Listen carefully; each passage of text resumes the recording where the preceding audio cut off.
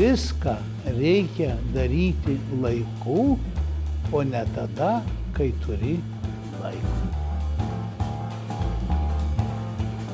Dažniausiai tą, ką pasakau, tai tą ir darau. Būčiau laimingas, jeigu visi taip elgtųsi. Ką pasakei, tą ir padaryk. 19 metais sakiau, kad judėsim link išvystymo Amerikos įmonės. Tā ir padarėm. Ir tas pasiteisim. Antras, sakiau, kad judėsim į genų terapiją. Nelengvai čia sekėsi, bet rugsėjo mėnesį atidarom naują genų terapijos centrą. Baigiam pastatyti ir pradės jis veikti šiais metais.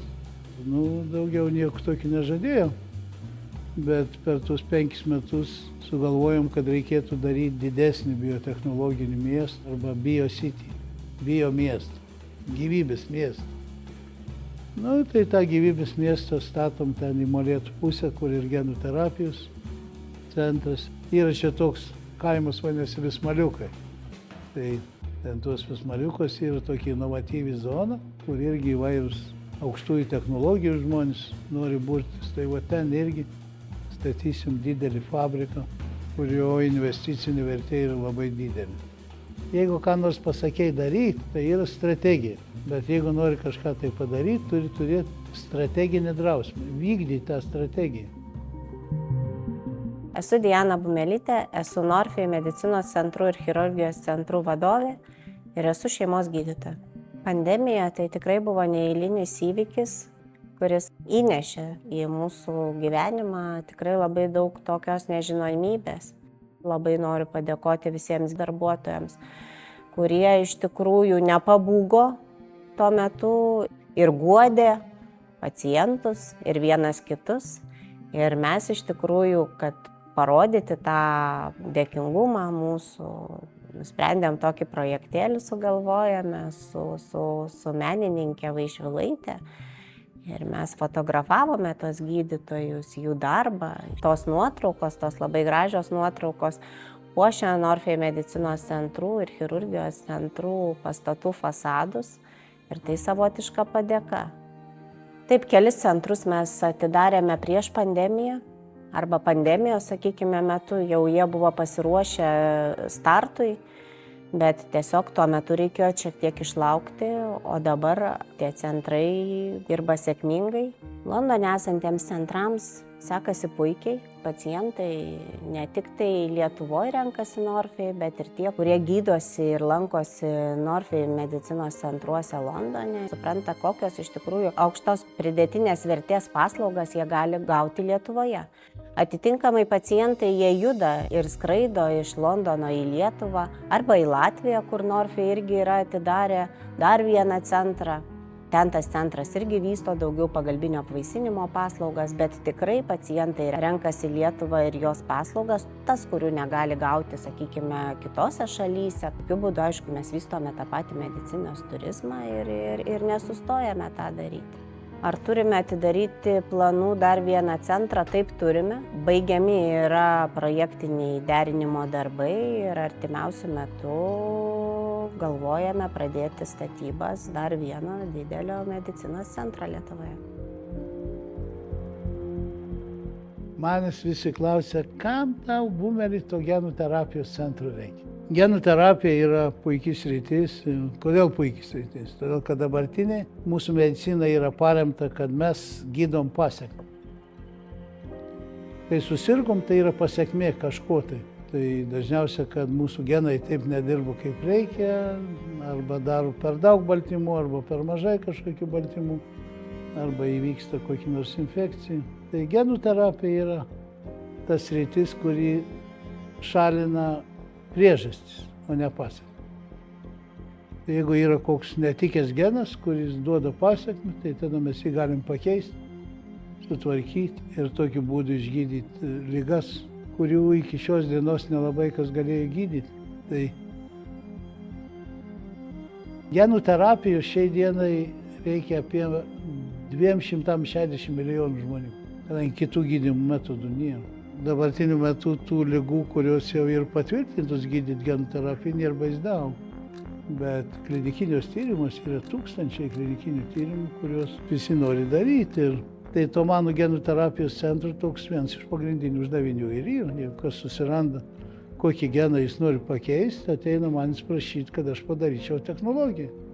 Aš ją padarau tom vadinamom GMP sąlygom, geros gamybos praktikos sąlygom. Ir atiduodu jam tą buteliuką arba švirkštuką. Jis eina daryti klinikinių tyrimų. Tai čia visiškai nesvarbu, ar genų terapijos vaistai, ar tie dabartiniu metu biologiniai vaistai, ar iš vis nauji vaistai. Jie visados yra ir bus brangus. Kodėl? Todėl, kad iš 100 kuriamų vaistų vienas tinka gydymui. Tai tas vienas ir generuoja kažkokius tai pajamas, kurį sukūrei, matai, kad jis turi efektą, gydo žmonės, džiaugiasi, duoda kažkokius pajamas.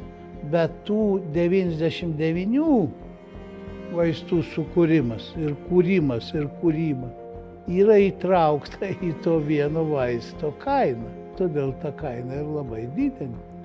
Tai tada visi tie, kurie kūrė tą vaistą, jį užsipatentuoja, turi teisės 20 metų gaminti tą vaistą, kitkas niekas neturi. Po 20 metų ateina jau kiti, gali daryti analogą to vaistų, kainos krenta. Bet per tą 20 metų tie, kurie kūrėjai kūrė tuos vaistus, kūrė vėl 100 tūkstančius naujų vaistų, iš kurių tik vienetai ateina ir tinka gydymui. Tai todėl tokie brangus labai. Tai čia kitaip nebus. Klinikų plėtra atsiranda dėl to, kad matyt yra tas poreikis plėtrai. Norime būti arčiau paciento, norime suteikti pacientui saugesnę, kokybiškesnę paslaugą, kad jisai būtų arčiau specialisto, kurį galėtų pasiekti, kuriam galėtų paskambinti, su kuriuo galėtų pasitarti. 1/4 vaisingo amžiaus porų iš tikrųjų susiduria su nevaisingumo problemomis ir ne tik moterų, bet ir vyrų nevaisingumo problemomis. Tai yra tikrai labai aktuali ir opi problema. Ir buvo įkurtas ir vyrų nevaisingumo centras 2023 metais. Ir mes tikimės, kad nevaisingumo problema vis tik tai nebus tokia ūmi su mūsų pagalba. Stengiamės pacientams suteikti kaip galima labiau kompleksišką paslaugą, pasiūlyti kaip galima daugiau galimybių. Ir pacientai yra patenkinti, laimingi ir rašo labai gražius atsiliepimus mūsų gydytojams. Šiaip tai aš laikausi tokios pozicijos, kad geri darbai yra daromi tyliai. Bet kartais apie gerus darbus reikia ir papasakoti žmonėms, dėl to, kad galbūt prisidėti irgi prie tokių pačių gerų darbų. Norfai medicinos centrai ir chirurgijos centrai, iš tikrųjų mes esame Klaipėdos universiteto tikrai labai dideli rėmėjai. Natūralu, kad tikrai mūsų dominančios sritis, kurias mes irgi norėtumėm paremti, tai yra ir slaugos specialistų studijos, ir radiolaborantų studijos. Iš tikrųjų, tai yra tie specialistai, kurių yra didžiulis trūkumas Lietuvoje. Artimiausiu metu bus atidarytas ir Norfai Vilniaus centruose, toks pats radiologijos centras. Ir tai iš tikrųjų yra tąsa tų paslaugų, kurias mes iš tikrųjų vykdome dienos chirurgijoje. Reiškia, pacientas visas paslaugas, kurios jam yra reikalingos, gaus po vienu stogu. Mūsų netgi ir valstybės tokia, ir ministerijos iš tikrųjų yra paimta tokia kryptis, kad vis tik tai įstaigos turės judėti kompleksiškumo link. Tai reiškia, pacientas po vienu stogu turės gauti visas paslaugas, kad jam būtų patogu, kad jis galėtų ateiti ir nereikėtų niekur judėti iš tos įstaigos. Tuo tikslu Norfai atidarė dar vieną centrą Kaune. Kauno centras teikia ir pagalbinio apvaisinimo paslaugas, ir dienos chirurgijos paslaugas. Kauno centre dirba ir konsultantai, kaip ir visose kitose mūsų centruose, kurie yra Vilniuje, Kretingoje, Klaipėdoje. Tai irgi yra labai svarbu, kad pacientai gautų tas paslaugas visas arčiau namų ir nereiktų jų ieškoti kitose miestuose.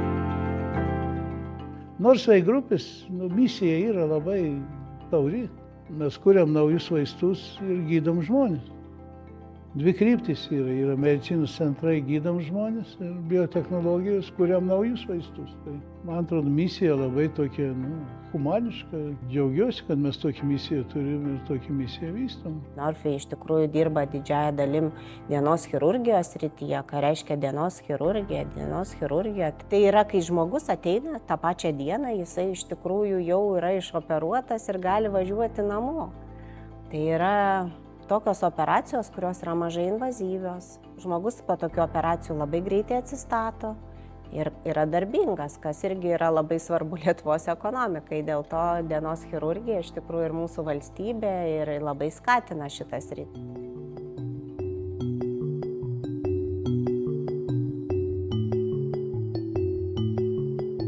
Aš čia dabar tokį biotechnologijos muziejų įkūriau, kadangi dabar yra 40 metų tai Lietuvos biotechnologijai. Ir ten tas biotechnologijos muziejus yra iš dviejų dalių. Yra modernioji biotechnologija ir klasikinė. Tai aš nudariau klasikinį biotechnologiją pristatyti per vyno gamybą. Modernąją biotechnologiją, tą, ką aš rinkau per tą 40 metų. Tai atidarysim genų terapijos centrą, muziejų. Mokslo akademijoje paskaitysim akademinius skaitymus, kurie vadinsis 40 metų Lietuvos biotechnologijai. Ir būsim pažymėję, 21 amžius yra biologijos amžius. Biologijos amžius atveria žvėriškas galimybės ir gydymui, ir panaudojimui biologinių įvairių procesų įvairios srityse. Yra programa, kad iki 30 metų biotechnologijos turi generuoti apie 5% bendro vidaus produkto. Tai mūsų bendras vidaus produktas yra apie 100 milijardų. Tai 5% kiek čia? 5 milijardai per metus. Nemaži pinigėliai, taip. Tai kai tokius pinigėlius daryti, tai čia iš kokių startupų arba pumpurinių įmonių čia ne ką padarys. Šiandien reikia didelių, stambių gamyklų, o tam reikia didelių investicijų. Tai dabar mes žiūrim, kad padaryti tokį didelį fabriką, kuris būtų skirtas rekombinantinių baltymų gamybai. Tai ten turi būti tokie dideli bioreaktoriai, 20 000 litrų, 20 tonų bioreaktoriai, tokie kaip kosminiai laivai. Tai kadangi reikia tų rekombinantinių baltymų gydymui, reikia kai kuriais atvejais labai daug, 100 kg. Kad juos padaryti 100 kg, reikia tokių didelių įrenginių ir didelių investicijų. Tai jis turėtų atsirasti apie kokius 30 metus. Antrą tokį kompleksą irgi statau, yra genų terapija ir dar yra ląstelių terapija. Tai ląstelių terapija yra toks daiktas, kad paimi iš kraujo, pasiimi ląsteles ir jeigu tos ląstelės turi kokias nors bėdas, tai yra kažkas tai ten negerai su genais irgi, tai tada tas ląstelės paimi, jas pakultivuoji bioreaktoriui, pakeiti ten genus, kuriuos reikia tose ląstelės, biškį jų pagausini, kad būtų jų daugiau ir vėl grąžini į organizmą. Tai visa ta procedūra vadinasi ląstelių terapija, cell therapy. Tai tokiai cell therapy irgi statau aš tokį nemažą kompleksą. Ir Molėtų plente dar mes turim pastatyti irgi didelius fabrikus. Tai yra artimiausių 5 metų programa, kurią reikia įgyvendinti. Niekad nesakykit, kad neturit laiko. Laiko neturi tas, kuris jį blogai planuoja. Jeigu gerai planuosi savo laiką, turėsi taibės. Kelionė vizijos link yra dirbti ir daryti tai, kas patinka. Ir tada, kai tu jauti prasmę, veda tave už rankos vizijos link. Vizijųgi kiek aš jiems čia viešpatė, tai čia. Visai Lietuvai viską, kad tą pastatyti, man čia reikia apie 7 milijardus investicijų. Taip kad kviečiu jūs visus padirbėti. Dar 5 metus prie BioCity. Paskui dar ką nors sugalvoti.